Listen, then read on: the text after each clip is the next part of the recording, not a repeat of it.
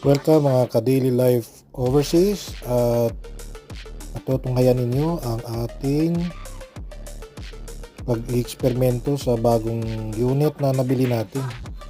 Dahil tayo ay gutom na at kailangan natin kumain. Pero bago man ang lahat, kailangan po muna nating linisan ang kanyang mga pan at basahin kung ano ang mga nasa user manual para iwas po tayo sa mga disgrasya katulad ng sunog at misoperational. Okay, tara na.